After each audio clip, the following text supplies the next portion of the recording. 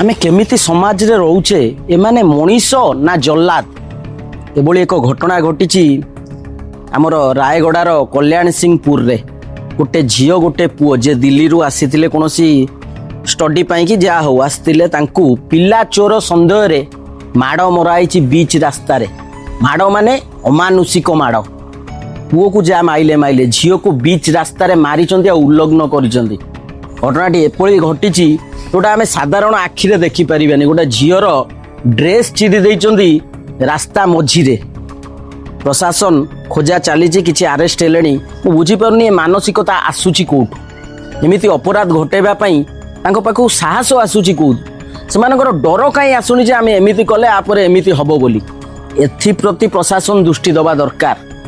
थरे एमिति दंड दिया जाऊ तापरे जीए एमिति करिवो से भाबिबो केमति दंड मिलितिला।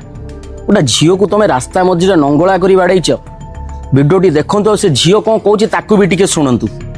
हम सच में कोई बच्चा कुछ नहीं लेने आए हैं। आप चाहे तो लोग आप चाहे हमारा सब कुछ देख लोगे चेक कर लोगे क्या है क्या नहीं। हम कोई बच्चा क्यों करेंगे हम बल्कि सोशल वर्क करने आए। ग्राम विकास आप सर्च कर दो एनजीओ है सोशल वर्क करता है अलग अलग डिस्ट्रिक्ट में।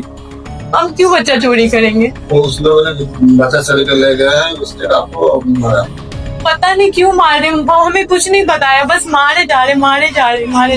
ए घटना माने मनीष पणियार पूरा लज्जिया कर देछि निजकू मनीष बोली कहबा को हमको लज्जिया लागुछि। जय जगन्नाथ जय भारत।